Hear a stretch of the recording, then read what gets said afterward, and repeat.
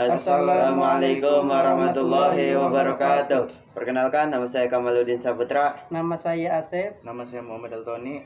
Kami dari kelas 11 TWSM 2. Kami akan menjelaskan kajian tentang Quran Surat An-Nisa ayat 59 dan hadis tentang memaknai ketaatan secara benar. Saya akan membacakan Quran Surah An-Nisa surah 4 ayat 59. A'udzu billahi minasyaitonir rajim. Bismillahirrahmanirrahim. Ya ayyuhalladzina amanu ati'ullaha wa ati'ur rasula wa ulil amri minkum.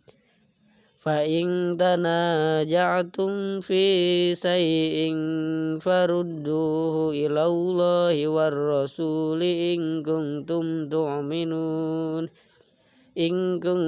tu'minuna billahi wal yaumil akhir. Zalika khairu wa ahsanu ta'wil. Shadaqallahul azim. Yang artinya, wahai orang-orang yang beriman, taatilah Allah dan taatilah Rasul, yaitu Muhammad Sallallahu Alaihi Wasallam, dan ulil amri, pemegang kekuasaan di antara kamu. Kemudian, jika kamu berbeda pendapat tentang sesuatu, maka kembalikanlah kepada Allah Subhanahu Wa Taala, Al-Quran dan juga Rasul. Jika kamu beriman kepada Allah Subhanahu Wa Taala dan hari kemudian, yang demikian itu lebih utama bagimu dan lebih baik akibatnya. Quran Surat An-Nisa surat 4 ayat 59. Isi dan kandungan ayat. Ayat ini memerintahkan kepada orang-orang beriman agar taat kepada Allah Subhanahu Wa Taala, Rasulullah SAW, dan kepada para pemegang kekuasaan demi terciptanya kemaslahatan umum serta tercapainya kesempurnaan pelaksanaan amanat dan hukum yang seadil-adilnya. Sehubungan dengan hal tersebut, kaum muslimin hendak melakukan hal-hal berikut: taat dan patuh kepada pemerintah Allah Subhanahu Wa Taala dengan mengamalkan isi Al-Quran dan meyakini dengan sepenuh hati bahwa semua yang diperintahkan pasti mengandung manfaat. Sebaliknya, semua yang dilarangnya pasti mengandung mudarat atau bahaya. B. Menaati tuntunan Rasulullah SAW. Menaati perintah Rasulullah SAW merupakan pengejawatan dari perintah Allah Subhanahu Wa Taala dalam Al-Quran dan Rasulullah yang ditugaskan untuk menjelaskan isi kitab tersebut. Firman Allah Subhanahu Wa Taala dalam surat An-Nahl ayat 44. A'udzubillahi minasyaitonirrajim. Bismillahirrahmanirrahim. Wa anzalna ilaika dzikra litubayyina linnasi ma nuzzila ilaihim wa la'allakum yatafakkarun. Artinya, dan kami turunkan Al-Quran kepadamu agar engkau menerangkan kepada manusia apa yang telah diturunkan kepada mereka, dan agar mereka memikirkan. Quran Surat An-Nahl ayat 44. Mematuhi ketentuan ulil amri, yaitu orang-orang yang memegang kekuasaan di antara kamu yang tidak mengandung kemaksiatan dan tidak bertentangan dengan Al-Quran dan hadis. D. Jika ada masalah yang diperselisihkan dan dikembalikan kepada Al-Quran dan hadis. Jika keduanya pun tidak ada solusi secara tegas, dianalogikan dengan sesuatu yang ada persesuaiannya dalam Al-Quran maupun hadis.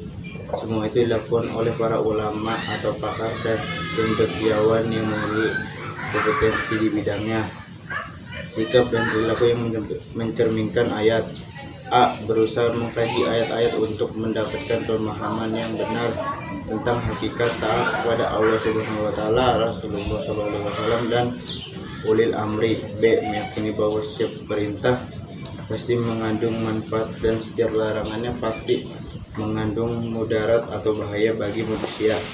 C. Berusaha melaksanakan semua perintah Allah Subhanahu Wa Taala sekuat tenaga sesuai kemampuan dan menjauhi semua larangannya. D. D. Berusaha meneladani semua akhlak Rasulullah SAW baik dalam hal ibadah, ritual maupun ibadah sosial atau interaksi dengan sesama makhluk. E. Mematuhi perintah pemerintah selama aturannya tidak bertentangan dengan perintah Allah dan Rasulnya. A'udzu billahi minasyaitonir rajim. Bismillahirrahmanirrahim. Man ata'ani faqad ata Allah wa man ya'sini faqad ata Allah wa man ya'i amri rang faqad ata'ani wa ma ya'dil amra yang fataqa. Artinya, Abu Hurairah radhiyallahu anhu berkata, Nabi Muhammad sallallahu alaihi wasallam bersabda, barang siapa menaatiku, sungguh dia telah menaati Allah, dan barang siapa bermaksiat kepadaku, maka dia telah bermaksiat kepada Allah. Dan barang siapa menaati seorang pemimpin, sungguh dia telah menaatiku. Dan barang siapa saja bermaksiat kepada seorang pemimpin, maka dia telah bermaksiat kepadaku. Hadis riwayat Imam Muslim. Isi kandungan hadis ini mengasahkan agar tidak muslim senantiasa taat kepada Allah Subhanahu wa taala, Rasulullah Shallallahu alaihi wasallam, dan kepada ulil amri. Maksudnya dari ulil amri adalah pemimpin, pengusaha atau pengusaha yang dari kalangan kita. Ketaatan kita kepada Allah Subhanahu wa taala dan Rasulnya bersifat mutlak dan tidak ada tawar menawar. Selanjutnya, ketaatan kepada ulil amri bersifat sementara dan bersyarat, yaitu lagi perintahnya tidak bertentangan dengan perintah Allah Subhanahu wa taala dan Rasulnya, kita wajib menaatinya. Adapun jika perintah itu tidak sejalan dengan aturan Allah Subhanahu wa taala dan Rasulnya, tidak ada kewajiban untuk mematuhinya. Pengertian taat. Taat secara ontologis berasal dari kata ta'ah, yang artinya tunduklah melakukan perintah. Melalui pengertian ini, ketaatan mengandung unsur kesadaran dan adanya perintah yang mengikuti perintah dengan terpaksa atau melaksanakan yang tidak diperintahkan tidak dapat disebut taat. Mengerjakan pemerintah Allah Subhanahu wa taala dengan terpaksa bukanlah bentuk taat. Di sisi lain, mengerjakan sesuatu yang tidak diperintahkan meski dengan penuh ketulusan dan kesadaran juga bukan ketaatan. Batas taat kepada ulil amri. Ketaatan kita kepada Allah Subhanahu wa taala berlaku untuk seluruhnya perintah dan dilarangnya.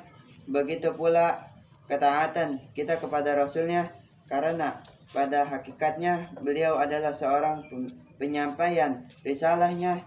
Adapun ketaatan kita pada perintah ulil amri adalah ketaatan yang bersyarat, seperti tergambar dalam batasan-batasan sebagai berikut. Taat kepada pemimpin selama tidak memerintahkan perbuatan maksiat. Selama pemimpin tidak memerintahkan untuk perbuatan sesuatu yang mengandung dosa kemaksiatan dengan kedaulatan kepada Allah Subhanahu wa taala, kita harus menaatinya. Banyak hadis yang menjelaskan hal ini. Salah satunya adalah riwayat Ali bin Abi Thalib. Dari Ali bin Abi Thalib radhiyallahu anhu berkata, Rasulullah Shallallahu alaihi wasallam mengasahkan tidak ada ketaatan dalam maksiat kepada Allah. Ketaatan itu hanya di dalam kebajikan. Hadis riwayat Imam Bukhari. Melalui hadis tersebut tergambar dengan jelas bahwa kita seorang pemimpin memerintahkan rakyatnya untuk melakukan kewajiban taat kepada pemimpin. Karena jika ditaati akan menimbulkan kedaulatan kepada Allah Subhanahu wa taala. Adapun jika perintah atau kebajikannya tidak tertenang dengan perintahnya, rakyat harus berusaha menaatinya meski kebajikan tersebut tidak ada sesuai kehendak pribadinya. Karena memang pada dasarnya hampir mustahil ada kebajikan yang memusnahkan semua orang. 2. Taat kepada pemimpin meskipun tidak memenuhi hak rakyat. Ada kalanya seorang pemimpin banyak menuntut hak-hak sebagai pemimpin, sementara hak rakyat justru sering diabaikan. Jika hal tersebut terjadi, itulah sisi kelemahan pemimpin, karena ia juga manusia sebagaimana juga rakyatnya. Hanya saja ia dipilih untuk memegang amanah. Dalam keadaan seperti itu, rakyat tetap harus taat kepadanya. Selagi pemerintah secara nyata tidak bertentangan dengan perintah Allah Subhanahu wa Ta'ala, karena ketaatan rakyat dan sikap pribadi pemimpin adalah dua hal berbeda. Perhatikan riwayat berikut ini. Diriwayatkan dari Al-Qamah bin Al-Waili, dia berkata, Salamah bin Yazid Al-Jafi pernah bertanya kepada Rasulullah SAW, "Ya Nabi, bagaimana pendapatmu jika penguasa yang memimpin kami selalu menuntut hak mereka atas kami, tetapi mereka tidak mau memenuhi hak kami? Sikap apa yang kami lakukan?" Beliau berpaling lalu ditanyakan lagi kepada beliau 2-3 kali, dan beliau pun enggan menjawabnya. Kemudian Kais menarik Salamah, lalu beliau bersabda, "Dengarlah dan taati, sesungguhnya mereka akan mempertanggungjawabkan atas semua perbuatan mereka, sebagaimana kalian juga akan mempertanggungjawabkan semua perbuatan kalian." Hadis riwayat Muslim. Sekian dari kami. Wassalamualaikum warahmatullahi wabarakatuh.